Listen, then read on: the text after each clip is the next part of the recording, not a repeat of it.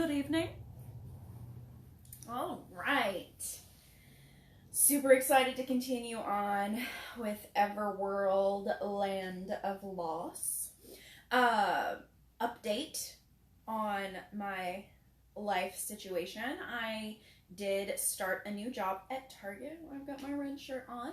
I'm going to be working shifts kind of all over the place. For example, tonight I'm going in at midnight, so this is kind of a wake-up story for me, although it's probably a bedtime story for most of you. So, what is going to end up happening, it looks like I'm going to be working 4 days a week, so I'm going to be doing stories on my days off. So I was off today, Sunday, and then I'm doing it this evening at 10. My next day off will be Wednesday, and I will do a nighttime story for older audiences at 10 p.m. on Wednesday, my next day off. So my days off will not be the same every week, but every day that I have a day off, I will do a story and try to let y'all know the next day it'll happen, so that way I'm not overwhelming myself. I can still do these things for y'all. And then if, scheduling doesn't work out for you and you can't join me live, they'll always be uploaded to Facebook, on YouTube, and y'all can listen to them whenever you like. And that way we can keep this going as long as possible. I mean, my goodness, there are 12 books in this, so... Yes. Stories. Everworld. Christopher's Perspective. Chapter 2.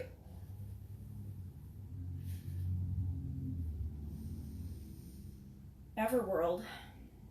Somehow, some way, for some reason, the old gods of Earth decided to abandon the real world. We didn't know why. Just knew that the gods of the Norsemen and the gods of the Greeks and the gods of the Aztecs and the Inca and the Egyptians and all the endless panoply of immortals all decided that they'd had enough of the real world, our world. They moved. They built themselves a little space-time condo, a separate universe. They brought all the creatures of myth and legend. They dragged a healthy number of humans across with them because, hey, what's the point of being a god if there's no one to kiss your immortal butt? For a while, I guess, everything was fine. I have to guess because I don't know. I don't know much.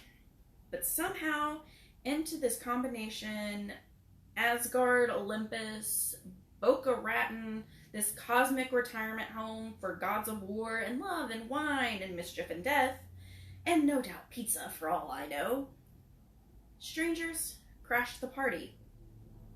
Immortals, gods, but not human gods. Then all hell broke loose, and now, somehow, don't ask me, there was some god-eating god from some dark armpit of the galaxy who was scaring the eternal pee out of the human gods. Ka-Anor. Not a nice creature. So I gathered from the fact that Loki, who isn't exactly a cheerful leader himself, is scared by him. Why was I here? Because of a girl named Senna. Senna wails a freaky piece of work, but with a B-plus face and an A-plus body.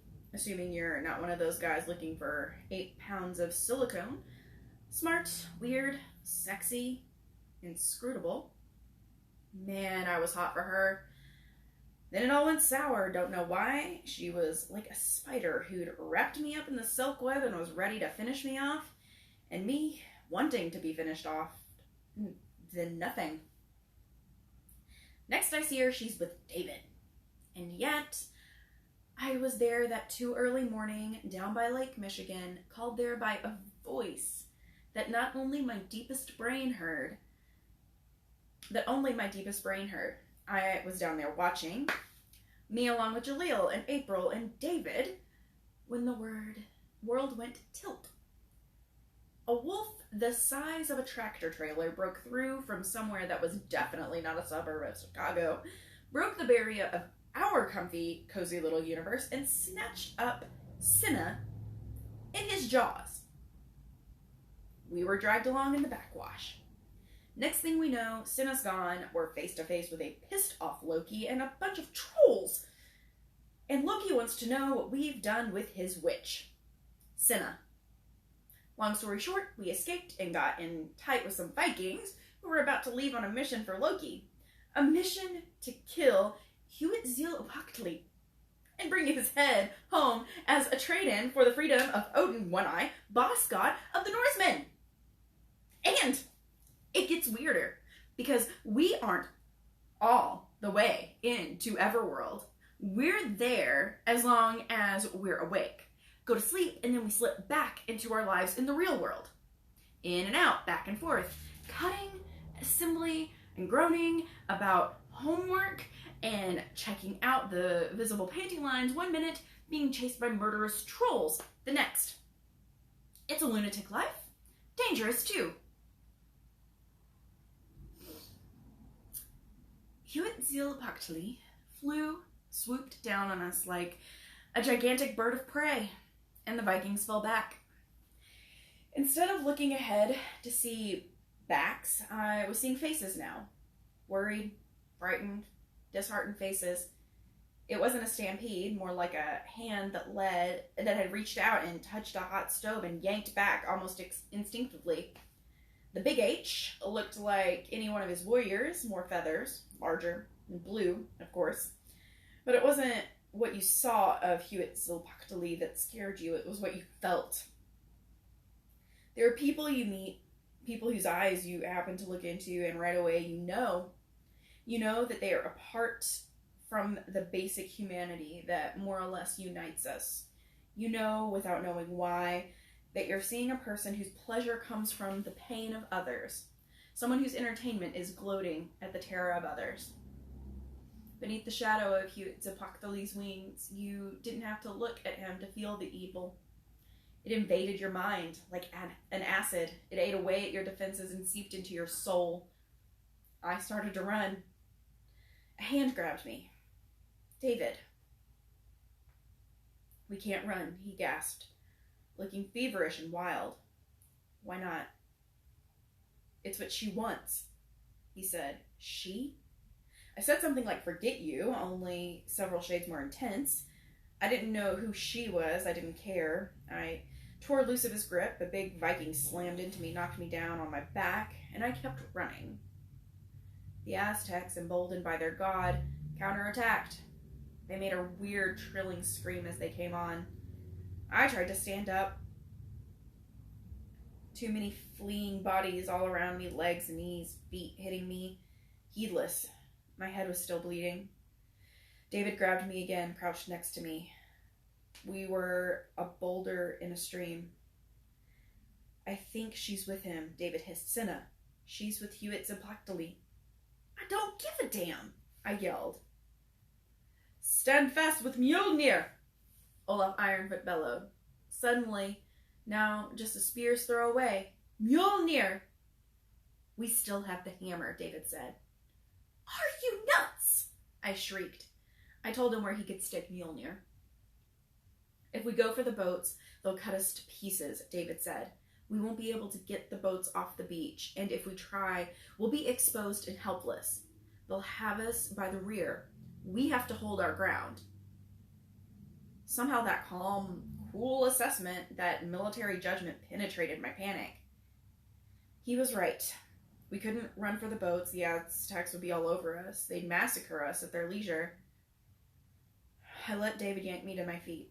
Come on, he cried fiercely. Glory hog moron. Like the two of us were going to turn this disaster around. I pushed David aside, sucked in the first real breath I'd taken in 20 minutes, and yelled, Are the Vikings all women? Are you all cowards? That little insult slowed approximately no one. Not one of the big men said, Hey, he's right. What are we, a bunch of wussies? They kept right on past.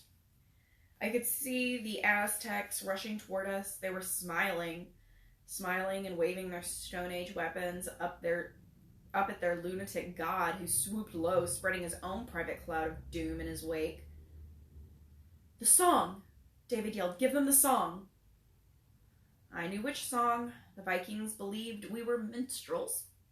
We'd obliged them by coming up with a song that just made them crazy. I looked at David and actually laughed. It was a sad, barking little laugh of despair, but it was a laugh. He was right. You can't retreat with nothing but the ocean and the mouth of the river behind you. We had to win this battle or die. "Mine eyes have seen the glory of the mighty Viking lords," I croaked in a harsh voice that would have gotten me ejected from a middle school talent show. "They are trampling out the vineyards where the grapes of wrath are stored. They have loosed the faithful lightning of the terrible swift swords. The Vikes are marching on." David had joined in too. And man, we were pathetic, like ants putting on a show of defiance just as someone's lowering a size 13 eco boot on them. And yet, about 3 Vikings slowed down. Thorolf was among them. Jalil was with them. "Sing, Jalil," I said. We sang, the 3 of us. The Aztecs rushed on.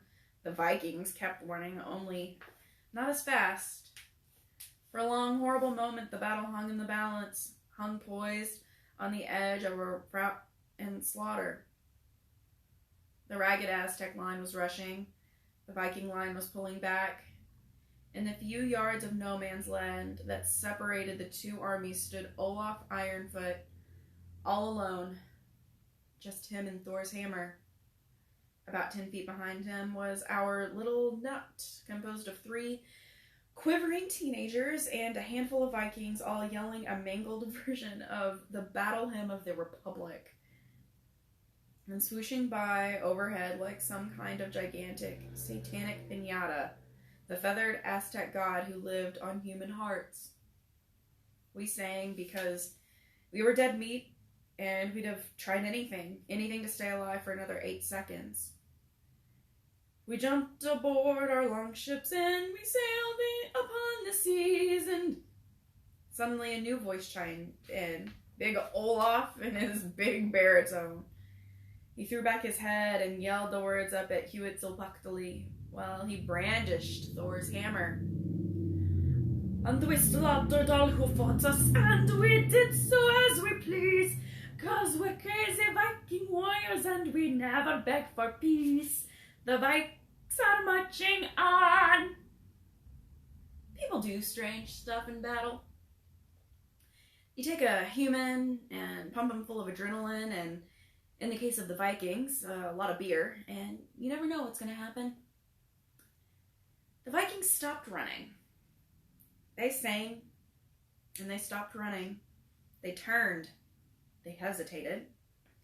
Then Sven Sword Eater, a kid not much older than me, yelled in his muffled, mangled speech, "Follow me!" And all down the line of battle, other Viking lords yelled, "Follow me!"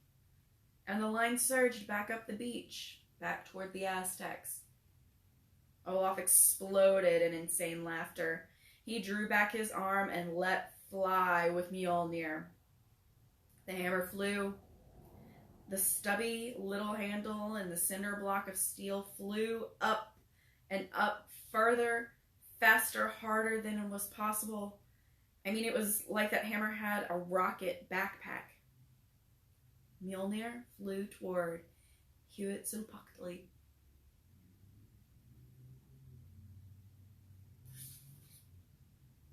And that's it for tonight.